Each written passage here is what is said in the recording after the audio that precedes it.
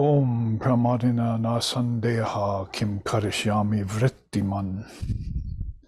Utpadyante vilayante budbuddhascha yata jale. Om shantihi shantihi shantihi.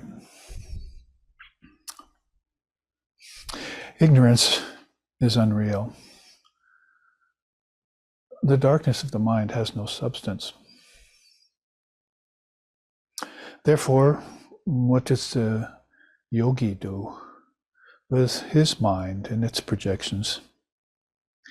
He allows them to rise spontaneously and naturally, and dissolves them back at the end of the day, like bubbles into water. He dissolves them into that formless Brahman, and there shines Brahman. May that Brahman protect us, may Brahman sustain us, may Brahman illumine our thinking consciousness.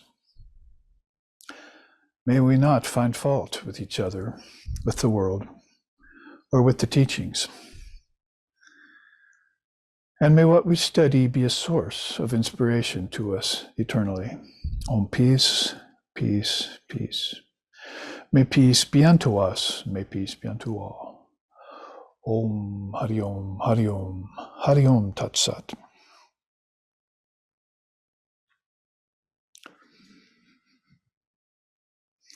A few of us has gathered here out in the Pacific Ocean, thousands of miles away from any land mass,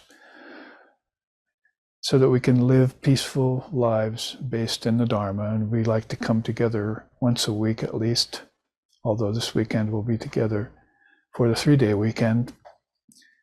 Right now, studying those classes that spring from the Avadhuta Gita and those 40 verses we've been studying at the end of chapter 3 in it, in which the Avadhut reads out his testament on non-dual reality. Also at the same time, quite often, as you'll see today, reads out the riot act against Maya and its insinuations. As I just chanted from the Avadhuta Gita, the mind's darkness is not really actual. It doesn't have any substance. And Sri Krishna used to talk like that too, when he said, darkness in a cave, even as it's there 1,000 years, goes away in an instant if you bring a torch in. So that torch that the Avadhut's wanting us to procure and carry with us everywhere, particularly into the darkness of this world, is that Advaita Vedanta that we are studying under his auspice. And he's giving it out under the auspice of the Divine Mother of the universe, whose power is incomprehensible, whose dynamism is unimaginable, and whose all-pervasiveness is everywhere, usually in the form of this wisdom, otherwise called living intelligence, or the fire of yoga, Vivekananda used to call it. So that's what inspires us to come together, is to find out this invisible force, call it Shakti, or if you want, even call it materialism, because all that is a religion today, particularly in the West. It's called science. They believe in matter and matter alone. Psychologists believe a little deeper in thought, but it's only India that connects thought with matter. And when you do, that's called lower wisdom. And then when you get to studying teachings that are specific to the lower wisdom, which Krishna says in the Gita becomes dangerous if it becomes just accumulated by the ego complex, has to increase in its capacity to help you know Brahman. And then it's called the Dharma. So people are being introduced more generally to the Dharma, basically through Buddhism over the last few decades in the West. But beyond Dharma is this Atmagyan, or the special Gyan, Vivekananda calls it. He was writing about it when he was here, and I took it today, some of his beautiful sayings about it, and wrote a God blog on it for tomorrow that you'll all see, or for Tuesday actually. Well, maybe I'll put it up Monday, even though that is a holiday. So we'll have 5 to look at next weekend. Anyway, he said, I don't consider special Jnanam to be gotten just by anyone. He said it's very rare souls who get this Jnanam in any yuga. So he's talking about a very long time. So it's not often that you see Gyanis walking around, and I've been saying that lately. You just don't hear the Advaita Vedanta in your upbringing, or even with your old ancestors, your living grandparents, or they never got it. You don't hear it in religion that's based on dualism or even fundamentalism. You don't hear it in college from professors. You don't even hear it in philosophy courses, which concentrate mostly on Western philosophers here. And when they hear it, like in terms of Gaudapada, then they'll be amazed by it, but they won't pursue it and they won't make it a way of life. That's what made India and Vivekananda and his 15 monastic brothers under the auspice of Sri Ramakrishna a special force in the world. Is this combination of the manifestation of the Divine Mother, whom Sri Ramakrishna called Kali, combined with this Advaita Vedanta that Sri Ramakrishna was living, because he used to have Naran or Narendra, later Swami Vivekananda, reading directly from the Ashtavakra Samhita. Now I could probably look through the Ashtavakra Samhita and see if I could find 40 verses that could form a chalisa for us to study again for another series of 15 classes, because this is the 14th class on the Avadhuta Gita, which does have a chalisa in it, if you want to count those 40 verses in chapter 3. But the advantage to this chalisa here is that it ends with the same refrain. Every verse, every of the 40 verses ends with Jnanamritam samarasam gaganopamoham. That last line, I am pure, indivisible, pure like space, indivisible, and pure like the open air. So that marks it as 40 verses which are easily gathered together. And we did that. We sang them. We learned it. I put out a recording of it recently that will be uploadable soon, or downloadable, is it? You can go and find that, and maybe in conjunction with looking back on these 15 classes that we've planned, today being the 14th, you'll be able to listen to that chalisa recorded professionally in the studio, and its English translation as well, all in a row. I think it takes about 35 minutes to put that on, and like they say, zone out, or in this case, probably be zone in. So those verses so far we've studied with a series of these charts, these Jnana charts or Dharma charts.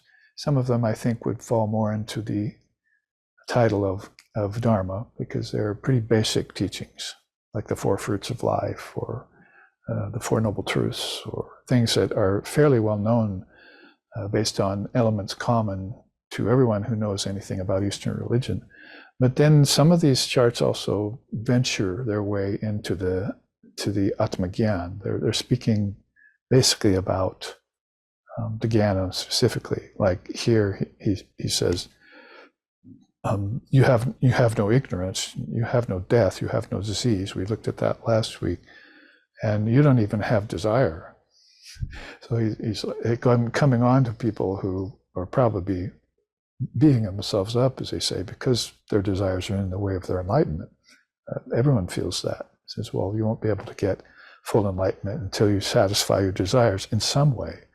Through the Dharma is one of those ways, when you fulfill them naturally. Through world enjoyment and senses and all that is not one of the ways that you can do that. You can sublimate them according to Tantra, and then with the sublimated, you can get a more pure heart, pure senses, pure body, and this pure mind that we'll be talking about today, this mastery of mind. And that will bring you up close and intimate with divine reality. You'll feel it. As feel is a word that goes deeper here than, of course, feel it with tactile senses or with the hands or feet or anything. So it goes beyond the five senses and the five elements, and is really specific to the mind that has schooled itself in a system like Dharma, or even more rarely, as I was saying, in a system like Advaita Vedanta, which we've been able to do for 30 years. We've been courting it. We've been on the verge of it. We've been speaking of it when it can't be spoken of. We've been trying to think about it when it can't be conceived of. We've been meditating on it when it's beyond meditator and the act of meditation, because it's so intriguing to us. It's so alluring. It's more alluring than the world bewitching Maya. But you'd have to put the two up next to each other side by side to make the comparison. So today, Avadhut's taking about these verses, we're calling them 42 verses here because they start on verse 2 in that chapter. So number-wise, we're going to be looking at 38, 39, and 40. And in those verses, he's talking about the alluring, most alluring thing to people. Must have been common back in his day, but today, of course, what is it? It's money. So he's beginning to talk about wealth. At the very end of it is chalisa, and he talks about it in terms of mastering it. Aishvaryam is a kind of power that you have over the senses and over what they desire, and over around what they are signified by, which is objects, isn't it? It's if you didn't have objects floating about in your mind, or they didn't confer some sort of pleasure upon you, or if you knew that they actually conferred pain upon you too, then you would steer clear of them. But since it's not the case, people are moving towards them, trying to own them with a sense of agency. So he talks about this, trying to possess them, trying to purchase them with money that they work hard for to get, and then trying to own them. So today we want to look at that in terms of these, what the Lord of Samkhya, Kapila, in the earliest days in India talked about in terms of attachment to wealth, and in some 8 different ways. They're complacencies, and they've been called that since ancient times. Here today we'd call them life. You see, this is what we want. We're into life to get these things, and when we have them, we should be satisfied. Unfortunately, it's only the more sensitive thinkers and people with a little bit more detachment that find out that these things are actually not just bringing them pleasure, but pain also. Not just bringing them some sort of temporary satisfaction, but are also leaving them high and dry with a kind of unfulfilled depression, like tamas. I'm tired of that thing. I'm tired of that act. I'm tired of that thought or that series of thoughts. And it never satisfied me. So here I am now trying to consult the higher authorities about why this happened. Unfortunately, higher authorities in the West are basically your parents, your ancestors, doctors, psychologists, therapists, and if you get into trouble, lawyers. So basically, higher authorities in India have never been politicians and ancestors, unless your ancestors happened to be connected to these great souls, because involution to us, is different than evolution. In evolution, you can't go back to a source. Everything is going out and dissipating there. Even vibrationally, it happens. Even with the sound, you can see that'll happen. It'll have its life, its shelf life, as it were. And all of a sudden, where did it go? It's disappearing. And people are thinking it disappeared out into the air from which it was born, but it was actually born in the inception of the actual sound. And it goes back to that sound, back to its origin. So involution to us then for souls would mean we're going back to these great beings. Trace your origin back to them. So consciousness should trace its origin back to consciousness. Things that are matter, objects, trees, mountains, and which he's mentioned back here before in a verse. He said, there's no comparison. Temples, trees, lakes, and so forth. There's no comparison to consciousness for these things. They have no way of satisfying you like your own awareness has, if you can find it and live in it, bring it forth. So in that way, a little preamble to our 14th class here about these 3 verses we're about to take up, which sort of like Sri Krishna in the Gita, he's keeping these basic teachings for the end of the 18 chapters, and also the gunas and various things which explain a lot of things that Arjuna was suffering in the early chapters. The same here in the Avadhut, I find that he's beginning to bring out a lot of these teachings that have to do with, say, wealth and the projection of the mind. So we'll look at those, and in accordance with these three verses, let's sing these three verses then to start out.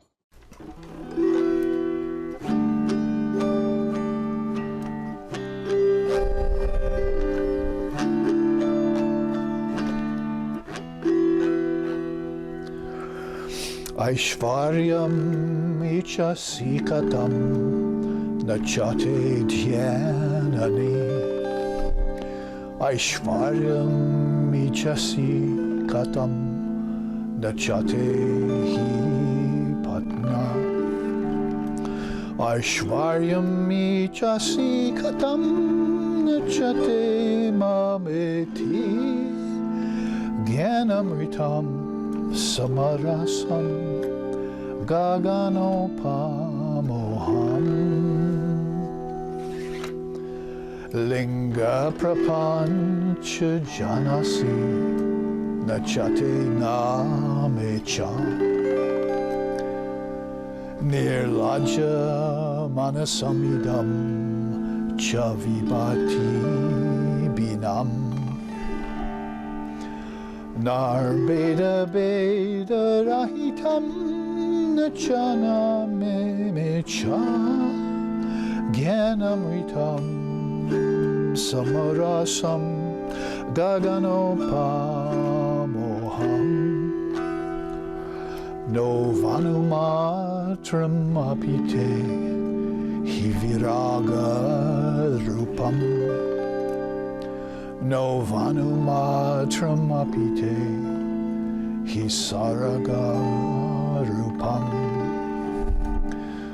No vanumatram apite hisakama rupam. Jnanamritam samarasam gaganopamoham. Jnanamritam samarasam gaganopamoham.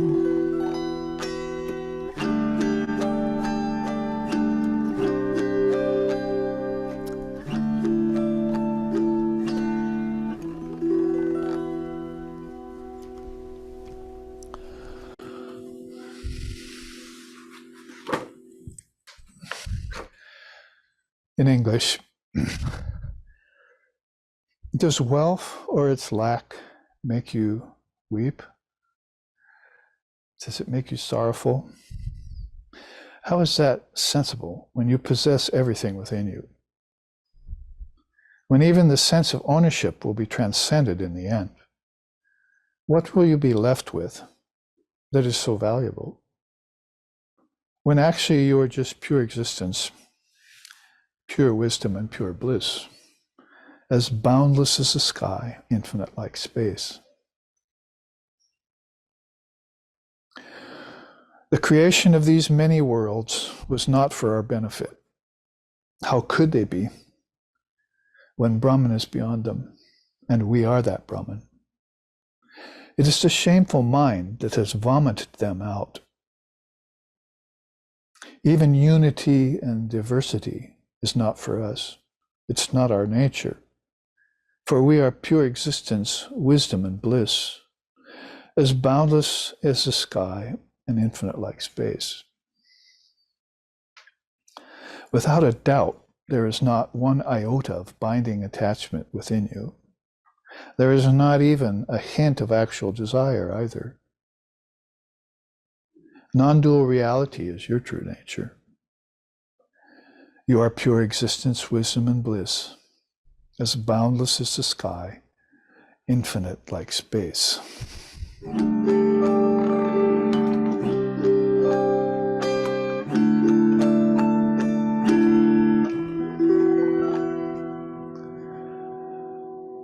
In his verses 38, 39, and 40, which since we started this stotram at verse 2, it sounds like there's more than 40, but actually we have the final 2 to give next week, which I won't spoil the surprise at the conclusion yet.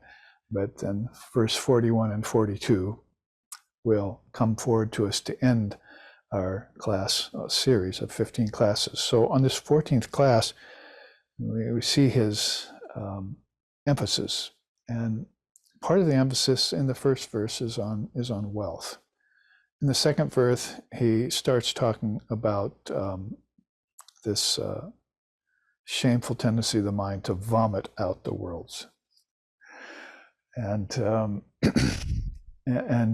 even comes forth with such amazing wordage as unity and diversity. What are you talking about? The minute you mention something that dual, that diverse, you've ventured away from the truth of your own being, which is pure existence, wisdom, and bliss. Listen to what I'm telling you. Believe it.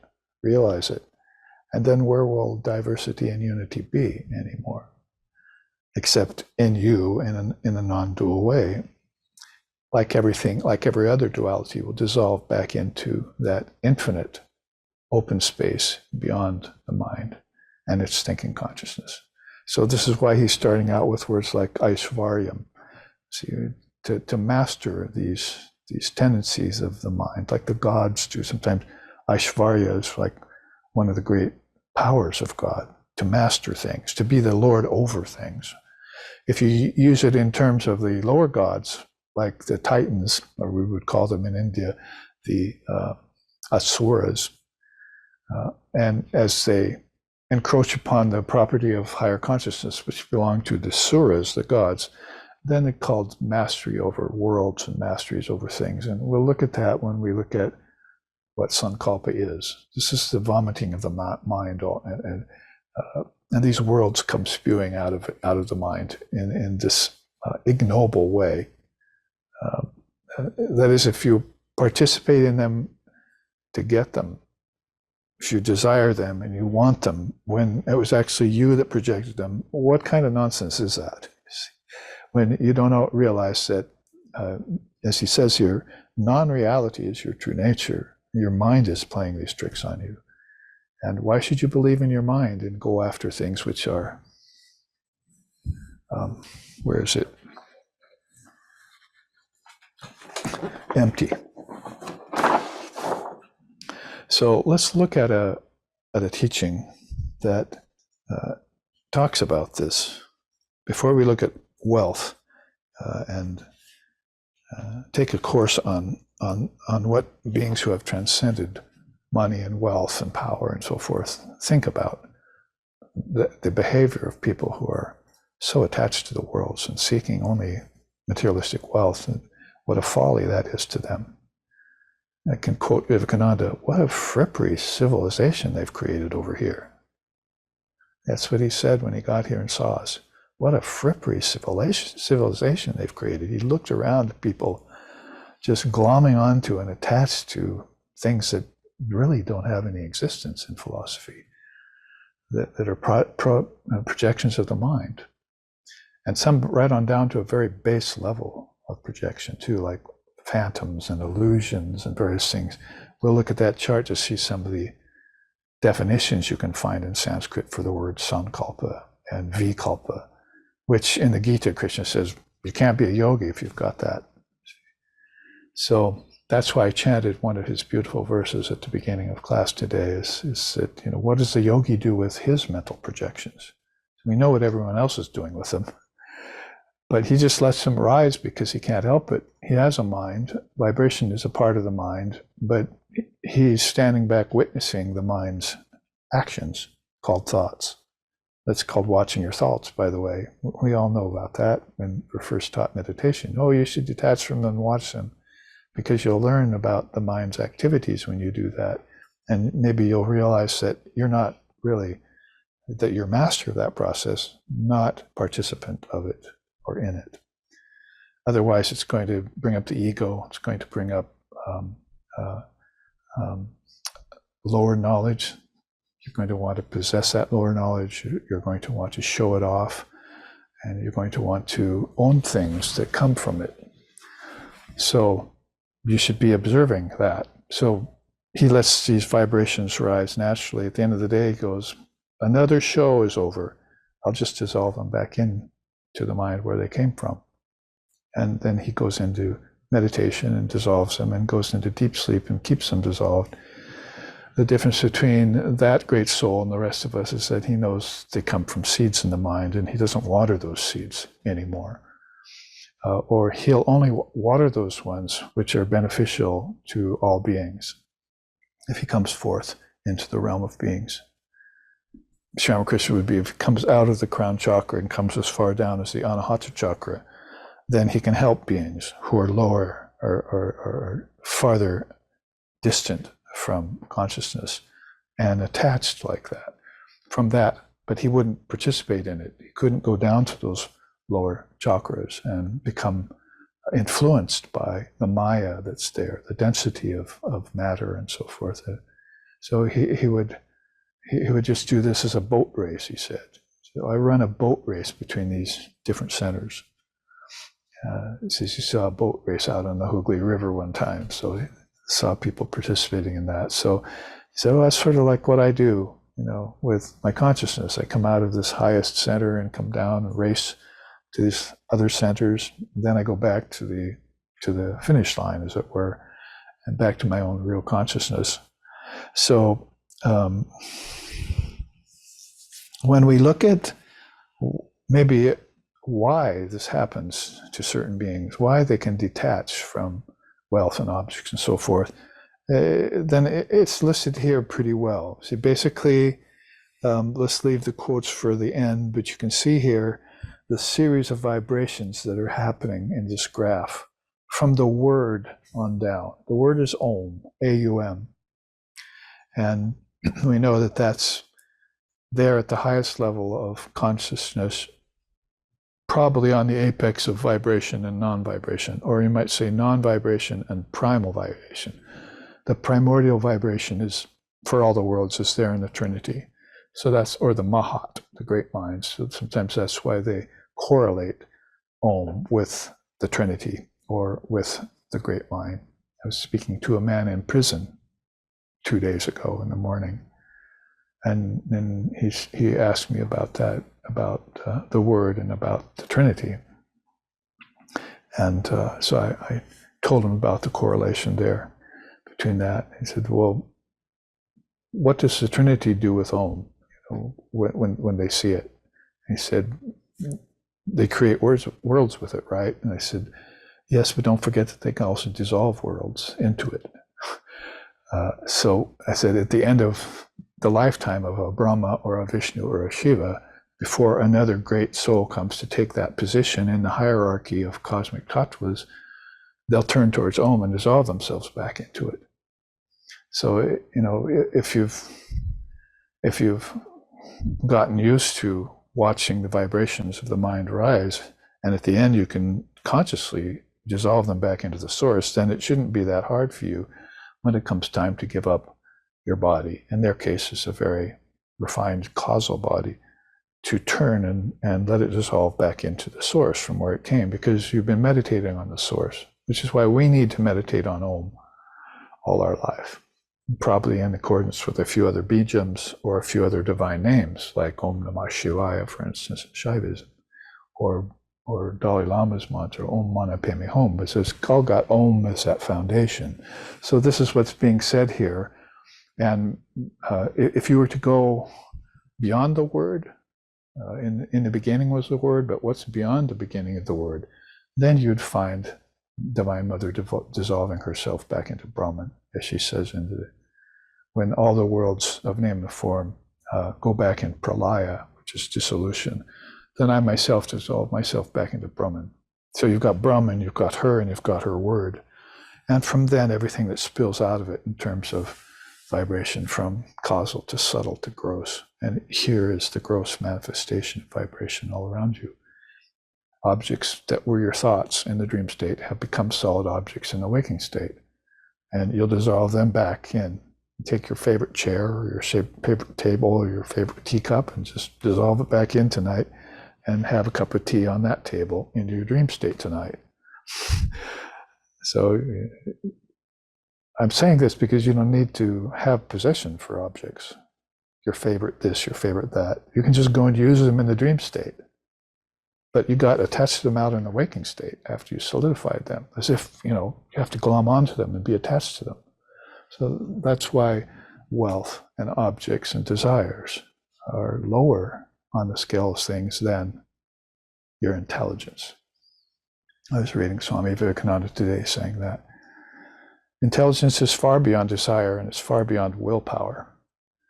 So he says it's the first compound of consciousness is intelligence.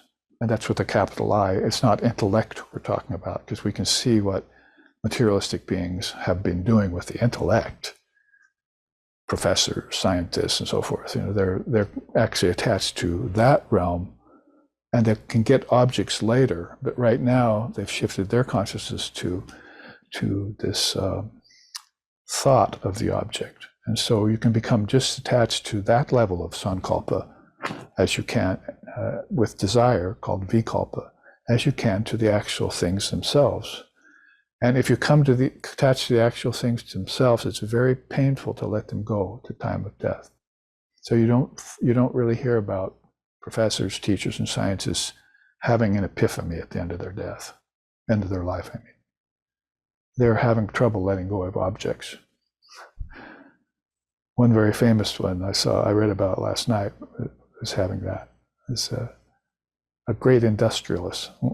And at the end of his life, he went crazy, and he didn't want to die and leave all the things that he'd created, his industry, and so he just actually went crazy.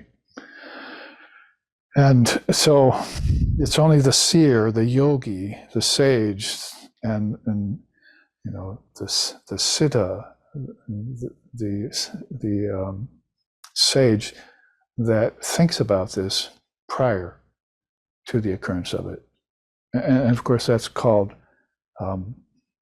before the projection happens, you know that you're in charge of the power of projection.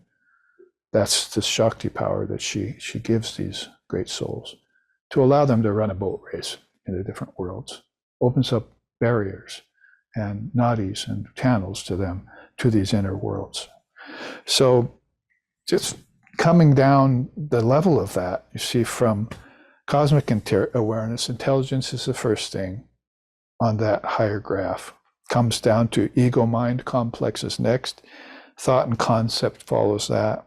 Projected worlds come then. Subtle senses and subtle elements called tanmatras follow those in an outward descending fashion. Thought objects come from that. Then the gross senses and the gross elements get involved to enjoy the solid objects.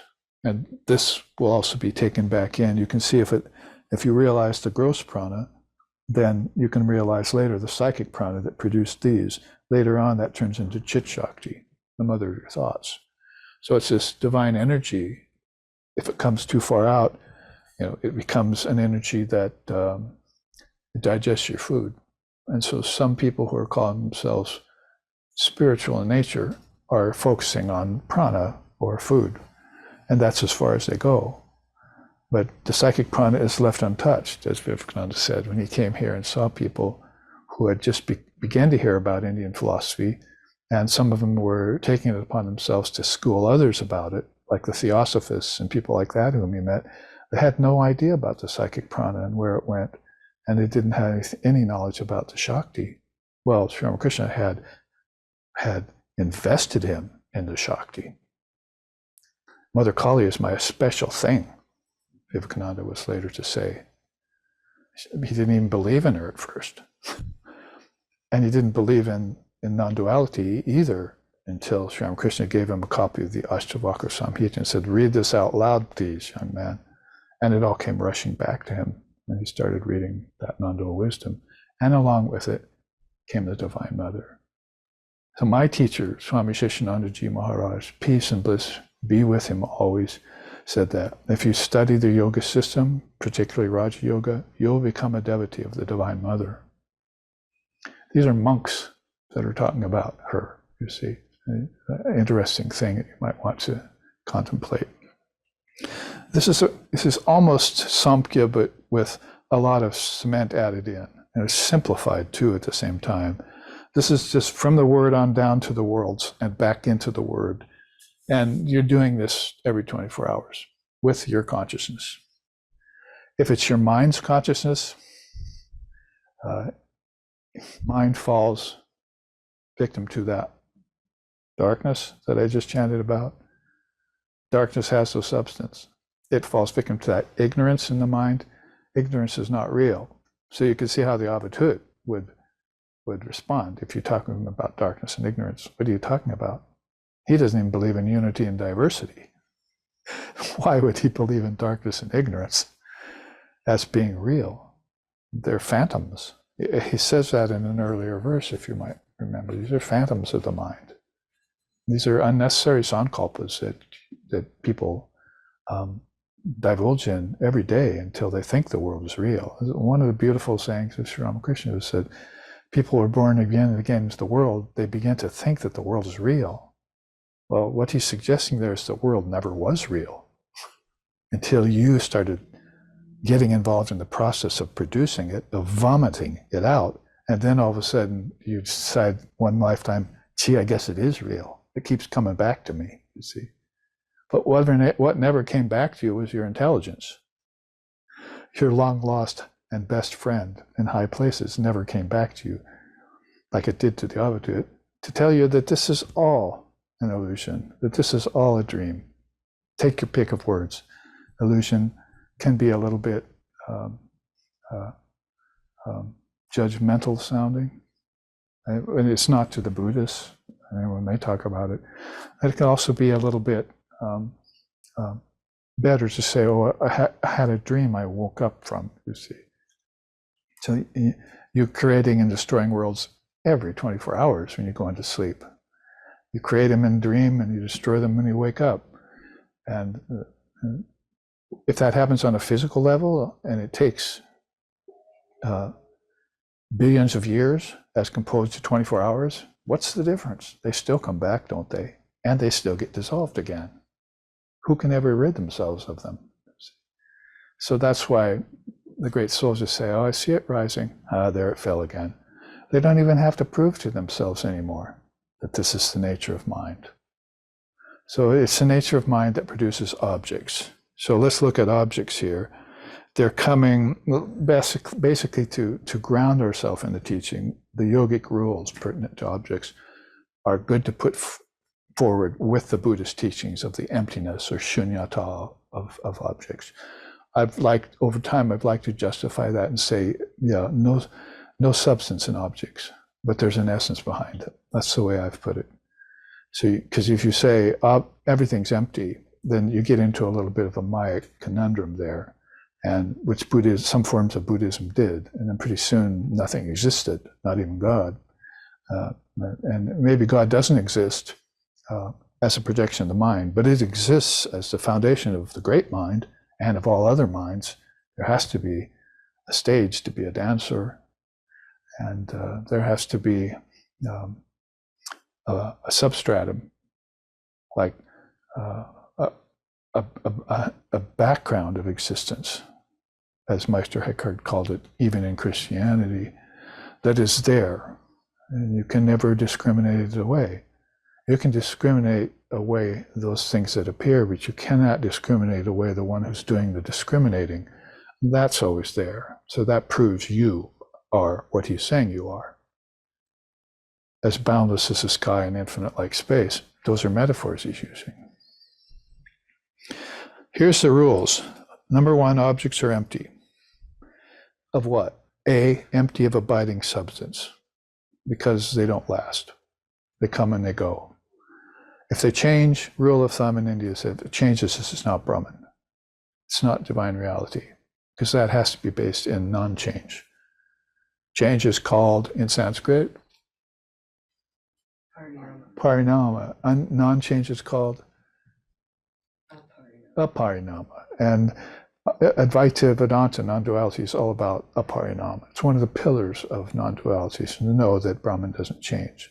So they've already decided this because they've grounded themselves in the unchanging.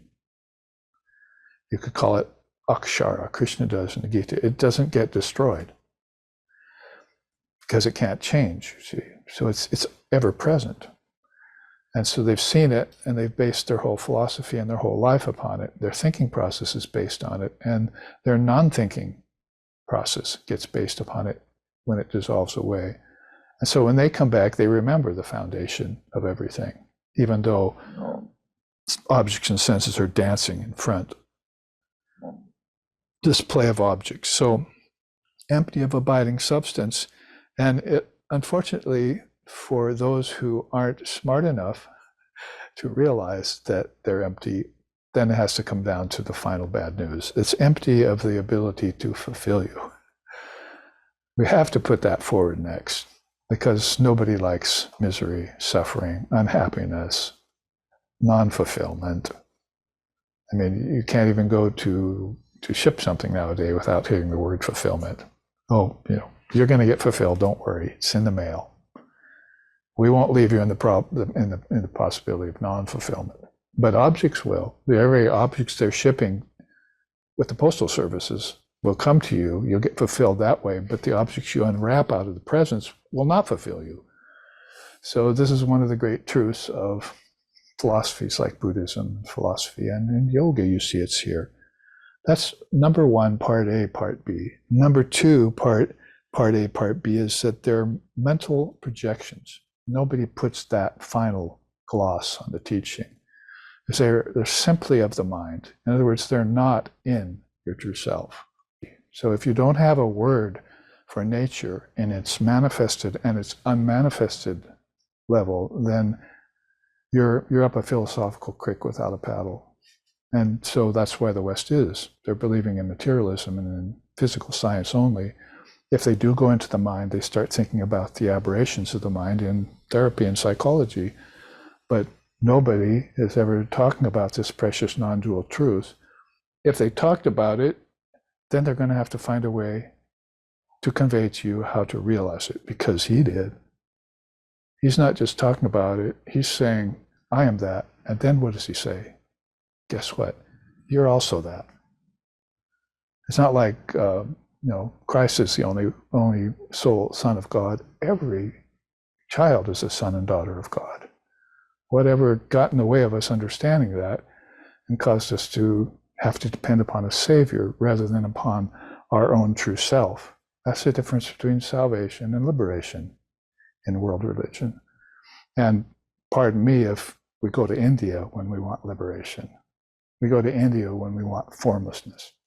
We go to India when we want to transcend the worlds of name and form and time and space. And also we go to India when we want to know how to divest ourselves of these karmas that are coming along, because our thinking process is not humming with the word. It's humming with everything that comes out of the word. And it's usually humming in a very dense way with solid objects.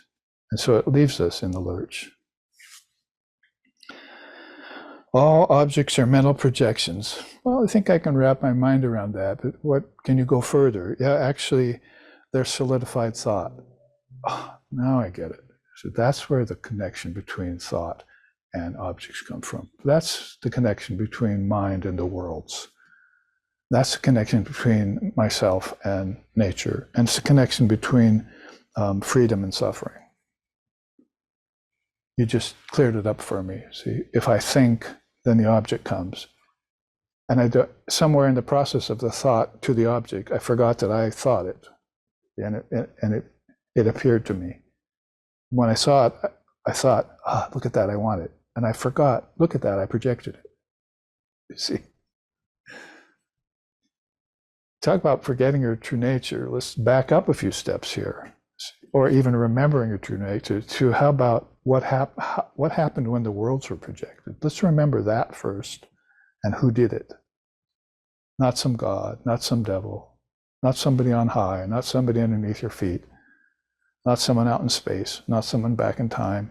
You did that because you're eternal. You're doing it all the time because you're eternal. But if you forget the eternal nature, your infinite nature, and you believe in the finite, then this is called samsara.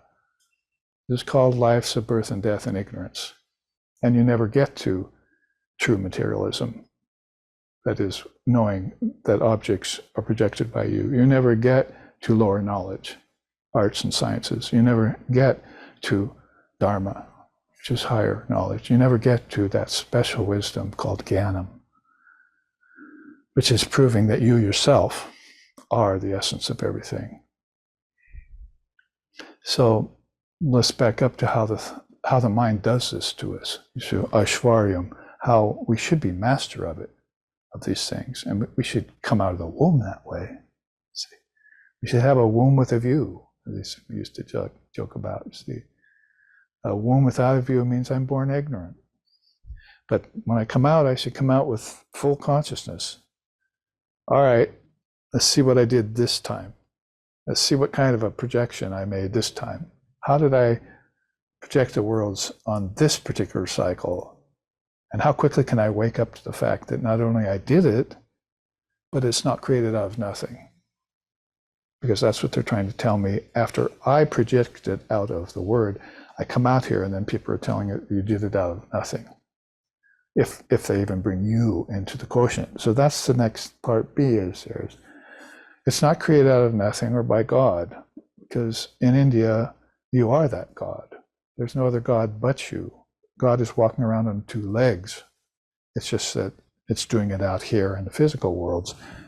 You'll find that it's losing its legs and probably its arms. Like Sri Krishna said, Gopala, the baby Krishna, has 2 arms. Then you go to the next higher level, and then there's a 4-armed God, and then you go to the 6th-armed goddess, Ambaji, and then all of a sudden you've got the 8-armed Durga, and then you've got the 4-armed Kali. So these are powers that Aishwaryam again, that beings are bringing out of hiding when they take their manifestation in the worlds of name and form.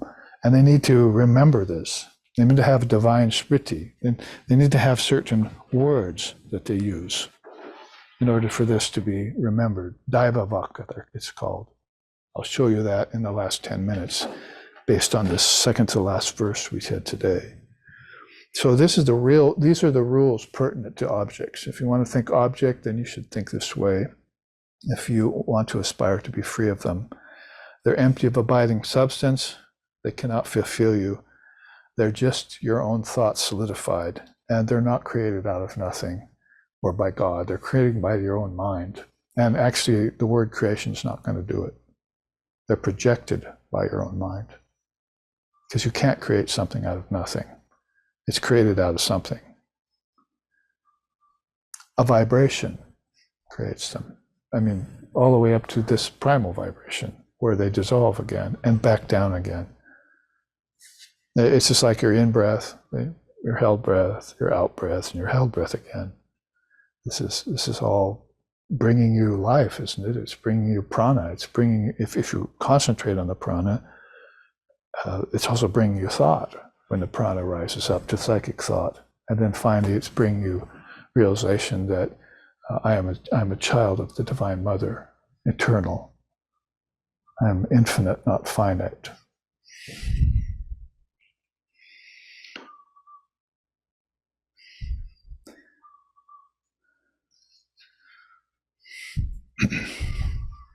There you can see an example of the tree.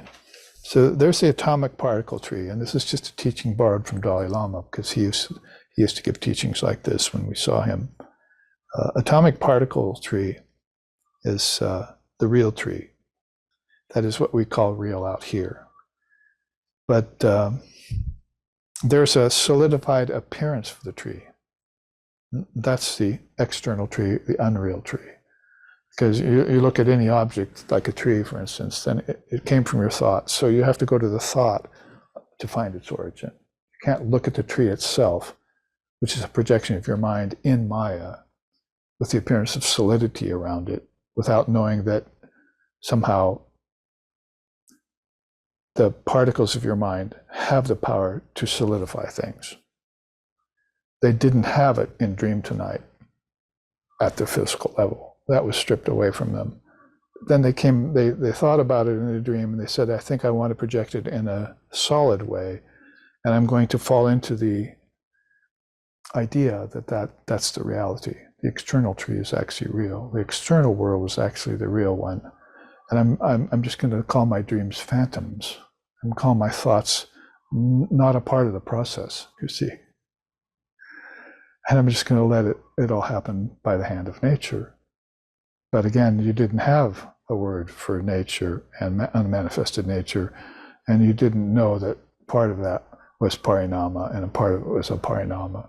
That is, the part that was aparinama was the witness looking upon the changing nature, and that was you. So there were some key things, particularly one or two key things, that fell out of your consciousness when you got into the body, and when you even came into the subtle body, which is called the mind. This has to be run into your consciousness. So you fully remember this and have absolute, adamant conviction that this is the case. So that science and fundamentalist religion cannot sway you anymore over to these inferior ideologies that they profess, which are getting them into trouble, getting them into suffering, which are not solving their problems, which are not liberating them, which are not revealing their true self anymore, which are pandering to the ego and are believing in death when you're an eternally birthless, deathless being. Cannot be allowed. So the way to disallow it is to focus upon these truths, run them deep into the consciousness of the mind. Like I used to say, you'd run a pylon deep into the bed of San Francisco Bay in order to build the Bay Bridge across it. It has to be deep, deep into that mud underneath there. This is how adamant, how sure, certain, with the courage of your convictions, you have to be about the truth of non-duality when you hear it, if you've been so fortunate to hear it in this lifetime. So appearance tree, unreal. Real tree is the atomic particle tree. If you were to take apart objects, as science began to do, there you are. There's the actual real tree. It's in matter. But now there's something beyond the real tree called the Buddha nature tree that Dalai Lama was using, or the essence tree, the Swarupa tree. That's the transcendent tree. In other words, from transcendence, you came to thought, and from thought, you came to matter, isn't it? And basically, if you take these 10, put them into 3, that's what happened. That's what you do with your mind. That's how you vomit, if you're doing it in ignorance. Or that's how they play if they're doing it with wisdom. So learn from them. Utitasta, Jagrata, Prapya Varani Bodhata. Rise awake, approach the wise teachers and learn from them. And then stop not till the goal is reached. The goal is this perfect freedom, the ability to be with form or beyond form, ability to engage in projection and knowing that it's all a projection of your mind while you're the witness of it, while you're Aishvaryam, you're the master of it, of the mind and all its processes. So a nice image there we chose for this with this tree and its different phases, you see. To explain that well before we go on, this quote, most beings beholding physical objects such as trees, animals, planets, etc., assume them to be real or actual. However, modern science has uncovered the atomic particle tree. Philosophy teaches about the illusory tree, its display being only an appearance, about the Ashvata tree in the Gita, for instance. Krishna says, with its roots above and its branches below, nobody sees it down here that way. See, that's the tree, another example of the tree. But the luminaries going deeper speak of the Atman tree, or Buddha nature tree. Thus, there are 3 levels to existence, the external, the internal, and the absolute. Knowing about this triple subdivision, along with the nature of each, the human mind aspires to truth about all manifestation and swiftly frees itself from bondage to objects. And then it becomes master of the process. Mastery of mind. Mano Jaya, Mano Raja, the king of the mind, the victory over the mind. And therefore, then My delusion is gone, utterly gone. I can't conceal the truth anymore. It's standing there, showing itself through everything. At the highest level, all the way down to the lowest level, I see nothing but Brahman. And I know that I am that. And nothing can take that away from me anymore. That's realization, self-realization, we call it. If you want to put it in artistic way, with a higher kind of knowledge, arts and sciences, it says, "O mind, this projected world is only a faint reflection of reality, consisting simply of earth, water, fire, air, and ether, arranging and rearranging with hypnotic beauty." That's key, is that beauty that seduces people. By attempting to grasp reflected images, we cheat ourselves of true experience. Turn instead to the original and discover the treasure of delight. And that original is you. If you think that nature is so damn beautiful, then the next thing for you to do is realize, I'm more beautiful because I projected that with my mind. All the beauty that's in the mind that projected nature is under my auspice. I did that. That's the true I you're looking for, called the Atman. And otherwise, if it comes property of the ego I, the small, unripe, deluded ego, with its attachment to objects, with its inability to let go of the pleasure that goes with objects, or the beauty that goes with nature, then it suffers.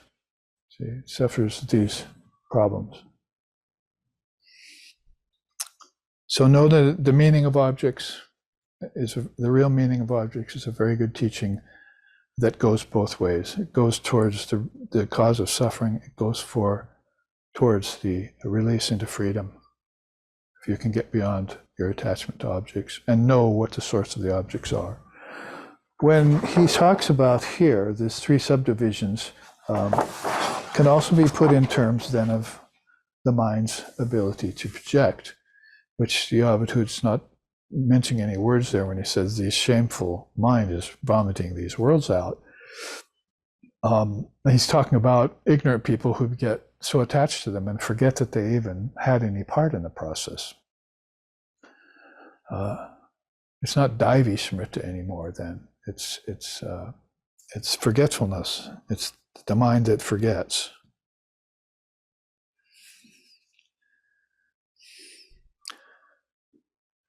This old Warhol's chart was one of the early ones we put out, showing the three levels of Sankalpa and Vikalpa.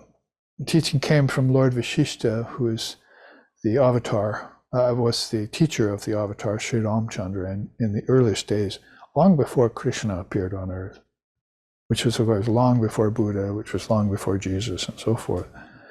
These are ancient teachings that go back a long way. So Vashishta, when he's asking Sri Ram, this teenage avatar who's awakening to his true nature, he's hearing Ram ask him questions about how do people get into suffering, and Vashishta says, based on the sankalpas of their mind, they're desiring objects, vikalpa, and they're projecting them, sankalpa, and then they get into this bondage to them.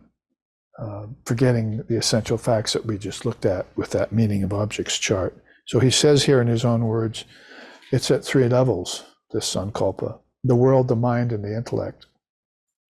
When utilized by an unillumined soul, that is unillumined mind, it is a detrimental force at the root of all suffering. So now we can see why Krishna is telling Arjuna, give up all sankalpa and become a yogi.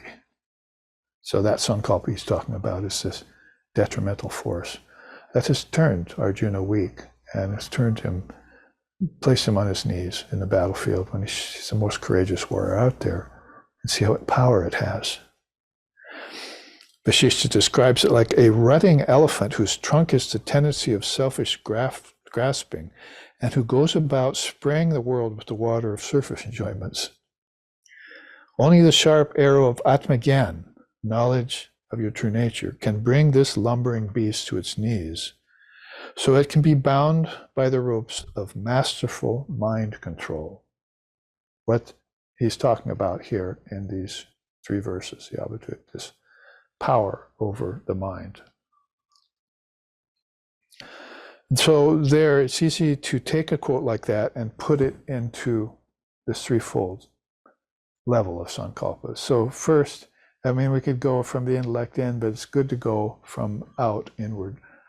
The first level of sankalpa that is most obvious to people is the world, basically defined by that desire for physical objects, how we started out talking today in this class.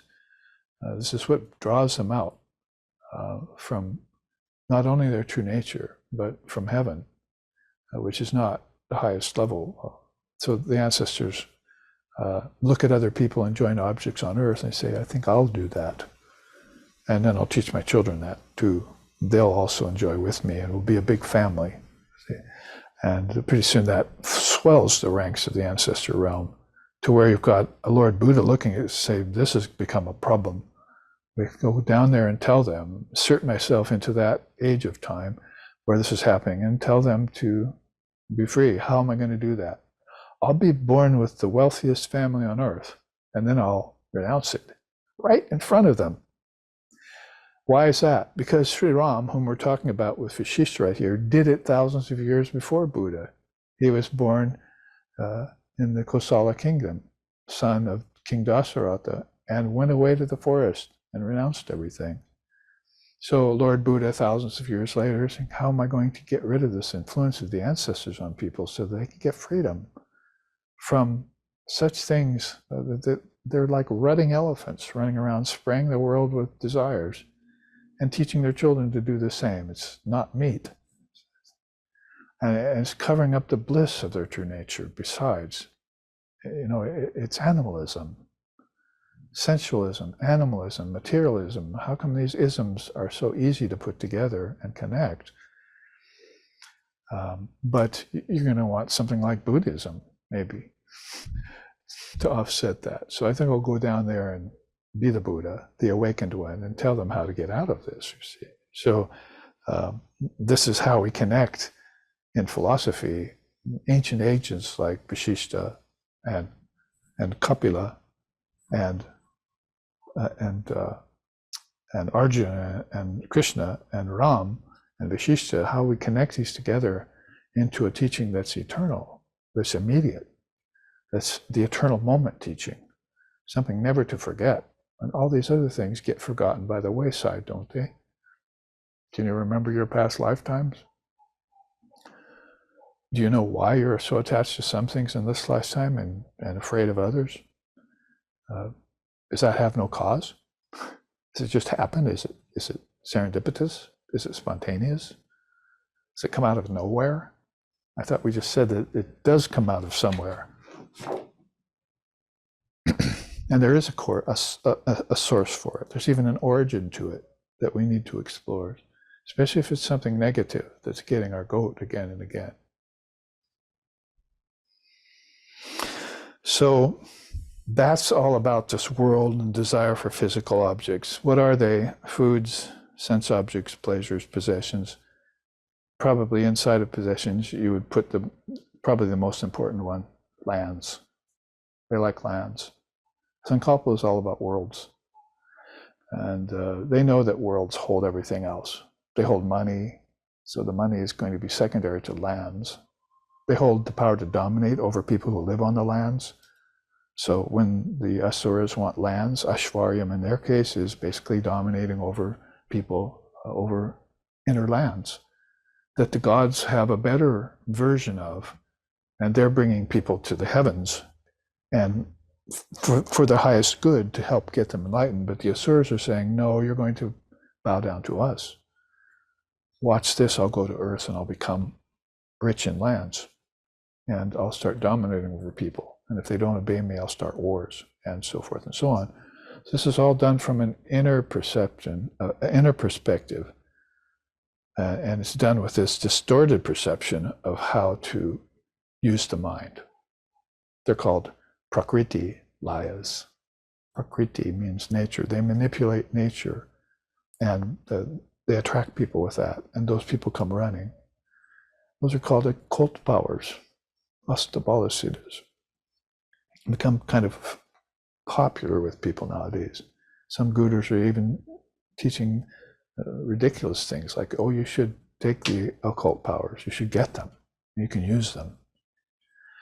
But Vivekananda and Patanjali, if you want to go there, because they agreed on that subject, that is, Vivekananda read the Yoga Sutras and said, well, Patanjali says you should eschew the occult powers. Krishna says that you can't get realization. He says this in the Bhagavad Gita, if you choose the occult powers.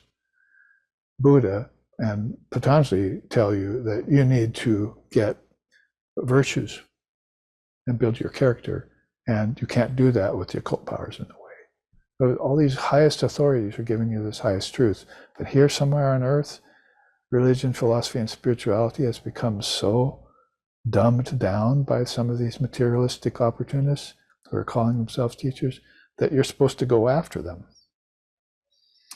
That detachment and renunciation, which are the vows of the sannyasin, are now somehow becoming something that you can easily renounce so you can enjoy the objects of the world. Did you know what Vivekananda called that? Humbug. He uses that word many times in his letters. This has become the modern humbug of modern day sannyas. He says, he's not buying it. And he said that because he knew people were coming who would get followers, put on colors, hang a pendant around the neck, dance around the streets, as if that was somehow spiritual. And delude people in that, thinking, oh, this is what Indian spirituality is about. So this is all a product of deluded sankalpa. Well, at the second level for that is this mind's desire for mental projection. Probably couldn't go too far without mentioning prana. That, as I used to say, prana is the most addicting substance in the three worlds. It's not money, it's not matter, it's not drugs. Prana is that. They like that idea of manipulating nature and prana into some form that then they can control and attract people with. Mahima is one of the occult powers. I'll make myself great because they see me doing this and they'll think I'm great. See? And then I'll delude them, see, and they'll serve me. So this is one of those pull the wool over your eyes kinds of things that's masquerading for true spirituality. And it needs to be disavowed and renounced. It's very ironic that in order to renounce the world, you first have to renounce all of these things that are masquerading for the world as the world. It's not that simple anymore than to go into a cave or renounce the world, and realize your true nature. And there it is, pretty much straightforward. The mind desires what? Worlds, heavens, excitements, and distractions. Distractions away from the pure light of conscious awareness, which again, according to Avadhut, there's no comparison to it in the worlds and in the heavens. No comparison to that seeing the light of pure conscious awareness.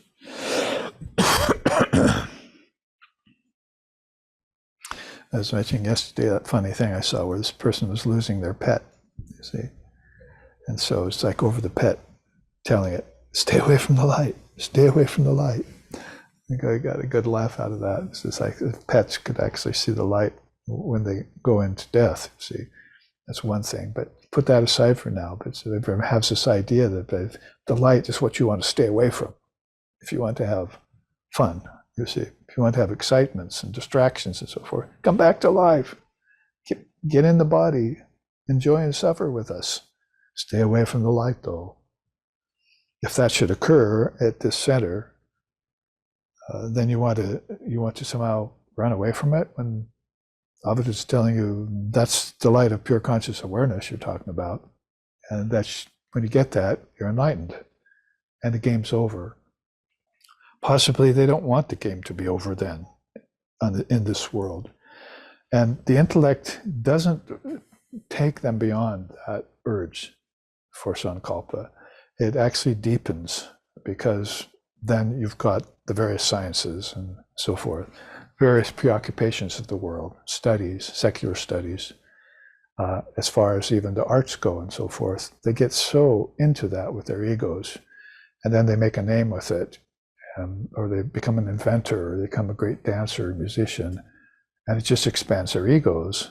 And at the end of life, what did they do after all? They did the same thing that other artists, musicians, and inventors did. So this is, at the intellectual level, power, manipulation, pride, and glory. In the tantric teachings, there's some 16 Avadhuts of Maya. One of those is vainglory. It's a nice word I've discovered in English, vainglory. Mada, we put Mada together with this desire for power, and it's called vainglory. So I get out of my vanity, I'm seeking glory, because then people look at me, and so in my vanity, I don't know that I'm vain, but I'm seeking the glory, and the glory becomes a mask, and people get attracted to that. So that's actually a tantric evolute of Maya. It's one of the things that keeps you from realizing your true nature. Swarupa pratista, they say in Tantra. You must be established in your essence. But if you're established in vainglory, it's called Swarupanyata Bhava. You're running away from that light as fast as you can, as soon as you see it. Ironically, though, some of the reflections of that light you're taking with you so you can use them later for your own purposes. You see, oh, look at this light I found. Abracadabra, be hypnotized. So down in these worlds, you're using that light that comes from Brahman, that comes from Mother, that comes from unmanifested Prakriti, that comes from the intellect, and you're using it and dumbing it down so that you can create worlds of name and form, invest yourself with the power, and enjoy the dominance that happens with them. Just go and look at the Astabala Siddhas and see what they consist of, and you'll be convinced of this. And then give them up, and instead seek the rain cloud of virtues. It's called Dharma Mega Samadhi. Dharma Mega Samadhi. Mega there means this intelligence of knowing the whole field of Dharma so that you can get free of all things that are binding, that are heavy and weighty, that bring suffering later, that put you into bondage. So probably couldn't make it any clearer to Ram than if you had have come to a great sage like Lord Vashishta at that time.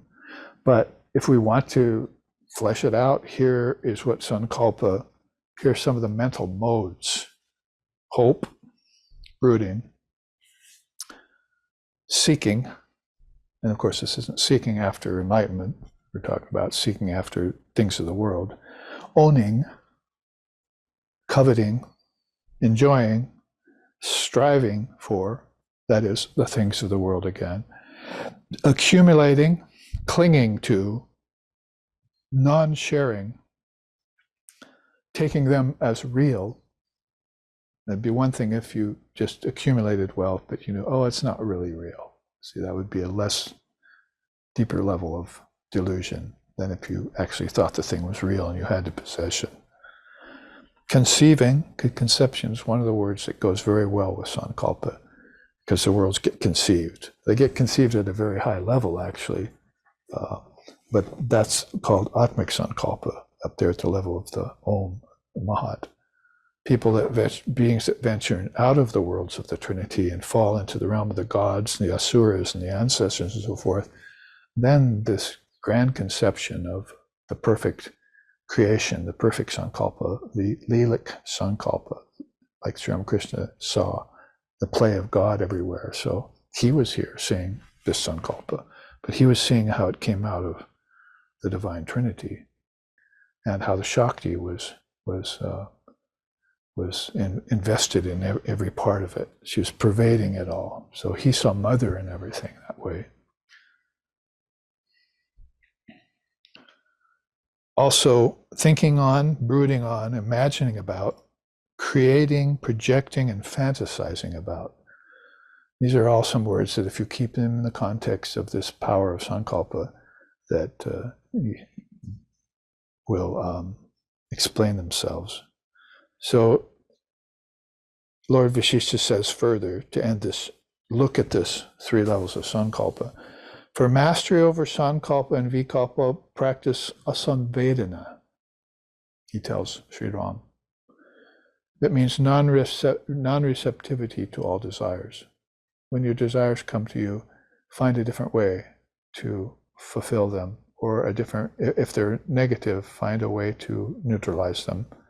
Walk away from them. As I say, I don't need them. That's called non-receptivity. People are so receptive to anything that's given to them. So the seers treat that in the opposite way. I think I'll renounce that. I don't think I will accept that gift. You know what that's called with the yamas and yamas of yoga, of course. One of the great practices in yoga. Instead of falling in love with your own desires as if they were fulfilling, you must instead begin to perceive them as burdens, like packages and parcels filled with unwanted items that really clutter your life and only weigh you down. If you've moved out of a house that you've lived in for 10 or 20 years, then I'm just preaching to the choir here. You know, all these boxes with stuff in it you don't want, and now they've got the environment after you, so basically you can't just go and toss them easily away, or dump them in a canyon, or dump them in the ocean. You've got responsibility for them. So this is what objects and ownership is about, and today it gets worse. Not sure how much time we have. We have about 10 minutes, I'm told. So let's look at 5 minutes of a quick look at the actual evil of money, which of course is a kind of Christian term, a more fundamentalist slant to it. It's not the money that's evil, of course, in the Indian philosophies, but it's the one who uses it or manipulates it in the wrong way. Wealth itself is not a negative thing necessarily, because there are great rajas or great kings in India who are fabulously wealthy, but they're doing the best to spread this wealth around to alleviate the suffering of their people in the kingdom. There are lots of beautiful teachings about that, of rajas and rajarinis, kings, queens, princesses, and princesses in India that have very much wealth, but they say those beings are living their last lifetime. That's why Divine Mother gave them so much wealth, and then they will use this wealth. They wanted to make Ram a king too at the end. He said, well, I don't want to do that. But Vishishta convinced him that that would be the best way to use his time on earth, was to help people with all this wealth that he would inherit. So that's a whole different look at wealth. But as far as Navadatushti is concerned, which is one of the original teachings in the most ancient of all Indian scriptures, let's put Navadatushti. See. And that's these 10, or these 9 actually, great accomplishments. And then underneath them, these 9 complacencies. So these are placed on this chart in order like that. If you want to look at it from the 4 spiritual complacency side, people are thinking matter will give you realization. Then they think renunciation will give you realization, which is not true either. Not at that level. Then time brings about realization, and then destiny or luck gives you realization. So they say if you're thinking of it in these 4 ways, then you still haven't woke up to the fact that none of these things will give you realization. You'll have to go deeper than that to find out the answer for true renunciation or realization. And then they have 5 external complacencies that you can see the man sleeping there in the image behind the door. And they talk about this as 5 kinds of bondage: earning wealth, keeping wealth, guarding wealth, satisfying your desires, and seeking enjoyment.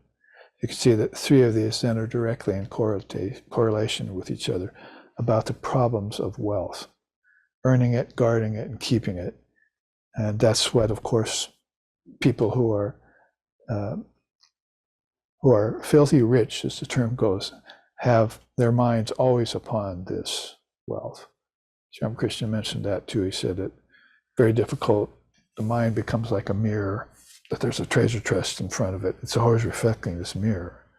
So if the mind becomes imprisoned in these 5 complacencies, then it's always thinking about this, and it'll think about it at the time of passing from the body too. Ramakrishna told the story of a man passing. His wife's there. He turns to look at her. He's taking his last breaths. He says, "You're burning too much oil in the lamp. Turn it down." So Sri Ramakrishna laughed at that and said, instead of thinking about meeting his maker or death, meeting death, or what to do at the time of death, where his thoughts should be on God and so forth, he's still thinking about economy and wealth and saving oil in a lamp and so forth. So this is how it carries over even into the time of passing from the body. And that would mean that that's your last thought, right, as you leave the body. And so it could be then very easily the first thought that brings you back into the body in your next lifetime. So that's why, and we'll take Lord Buddha's teachings again, the wise do not call strong those fetters made of hemp, wood, or iron.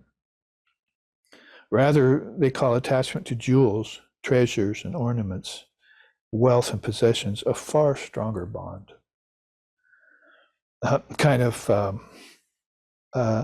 A sort of ironic accent there that he mentions hemp, because of course he means hemp strands that can bind, because if you don't have iron, then you can bind a prisoner and so forth with hemp strands.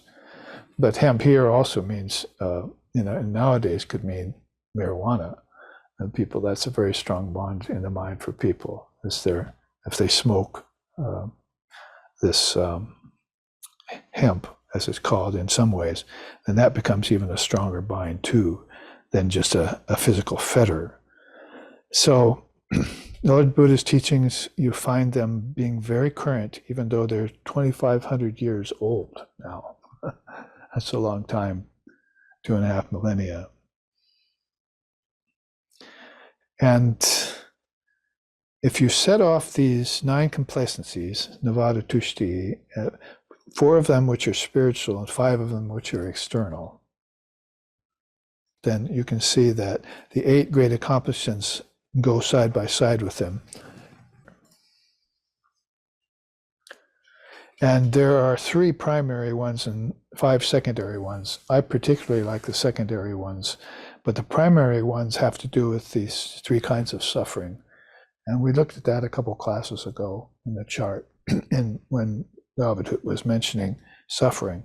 We looked at that, and it's also very much in accord with the 4 noble truths, the first of which is there is suffering, and then there's a cause for it, and then there's a remedy for it, and then there's an 8-fold path to get you out of it.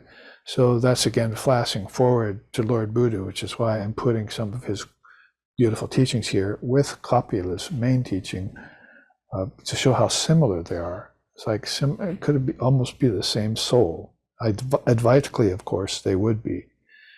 But even in their incarnations, they're teaching so similarly about the kinds of sufferings and so forth.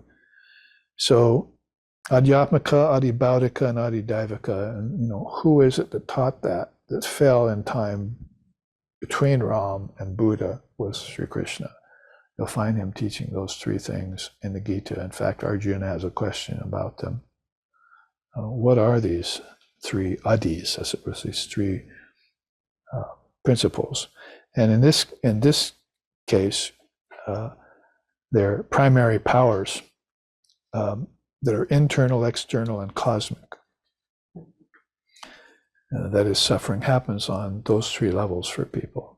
There are external sufferings and the caused by karma and other beings, the internal caused by their own mind, and the cosmic caused by the beings who are transcendent, like the gods, like your ancestors. Those are like more cosmic kinds of suffering, because they're trying to attract you back to families and back to the world all the time.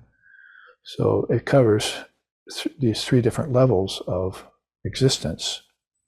You might almost be able to put those side by side with the teaching of the three worlds, or these three kinds of sankalpas. You can see the thinking that's common to being as far back as Vashishta and Ram, then forward to Krishna and Arjuna, and then forward to that with Lord Buddha and his arhats. And then even now into common times or modern times, we're looking at this problem of suffering and the wealth that's being divided very unevenly amongst the higher classes and the lower classes, particularly obvious in India to Swamiji, but here in the West too, we're beginning to see what a disparity there is in the dispersion of wealth and the ownership that's going on. Basically, though, when Kapila talks about this and when he looked at it early on, like I said, I like these 5 secondary siddhis because that shows you a path out of them. It shows you a path out of all of these. Whether they be, the accomplishments would be to transcend suffering, right? Not just to note them and say, oh, I see them, and let's use them as a teaching, maybe give a college course on them and so forth. But for the practitioners, that we want to see these as the root of suffering, and we want to be able to use higher intelligence and detachment and renunciation and dharma and teachings and gyanam to get out of them, to get free of them. So that's where Kapila did us really a great favor here by talking about how to do that in a very ancient time. He told you, get on a spiritual path, pursue a spiritual path, gain knowledge from that particular darshana or pathway that you're on, study the scriptures and do sadhana. So when you study the scriptures, you see the realization of the seers. That promotes sadhana. They tell you, you too can become free and liberated if you do these kinds of practices and keep them up for your whole lifetime. When you do that, you attain a guru, you attain disciples, or if you're not a guru, you attain the sangha, and friends, spiritual friends that will support you and that you will be able to support in their efforts towards freedom. And then achieve self-purification. Those are called the 5 secondary siddhis. So interesting then that early on we were talking about the astabala siddhas and how dangerous they are. Now all of a sudden we come upon these true powers. And it's basically mentioned right here by Swamiji as he looked into what Patanjali, the father of yoga, said about Samkhya and Lord Kapila's teachings. It's beautiful. I mean, that's why I say we brought it current to Swami Vivekananda, who lived in the 1800s, early 1900s with us. And we go back a little bit and we'll find that the Buddha was talking about it. Further, we find it in Krishna and Arjuna's teachings, further back in Vashishta, teaching it to Sri Ram, the avatar of that age. How do you bring it current? With Swami Vivekananda talking about how Patanjali discussed it in yoga. It's like this. Patanjali said, when a man rejects all superhuman powers, you might just say sankalpa, because that's a power of the mind, right? And he attains the rain cloud of virtues, dharma, mega samadhi. He sees God. That's when he rejects superhuman powers. He sees God. He doesn't see God with the superhuman powers. He sees the world and everything he wants to attain. He sees his own ego. He worships that. He becomes God and helps others to become the same. So selfless service figures right into it. He's not thinking about himself anymore. He's thinking about how to get free and help these people be free, because he's seen what true freedom is. And Swamiji follows it up by saying this: doctrines have been expounded enough. There are books by the millions. Oh, for an ounce of practice, says he please. Oh, for an ounce of practice. So this is how we end this 14th class on the Avadhuta's teachings of these verses 38, 39, and 40 that have to do with this mastery of the mind and the problems to it. That basically there are powers in the mind. We've looked at them now in terms of how it can produce objects in worlds, how it produces the worlds in a physical, mental, and intellectual way, and how it has falling into this problem of the worlds being real. As Sri Ramakrishna said, if you be born too many times in the world, you begin to think that's real, and you fall into this process with the ancestors that you're producing worlds of name and form and time and space and accruing karma over and over again until one great momentous lifetime you get tired of the suffering and the pleasure of objects. You see them as being empty and you renounce them. And you do that by taking on a path which frees you and yourself through the discovery of great teachers and through the discovery of their teachings and the scriptures that have come about, and how then that culminates in moksha or mukti, as Avadhuta is talking about in his wonderful scripture, the Avadhuta Gita. Samamritam Jnanamritam samarasam gaganopamoham Jnanamritam samarasam gaganopamoham Jananim Sharadam Devim Ramakrishnam Jagadgurum Pado Padme Toye Shritva Pranamami Mahur Mahur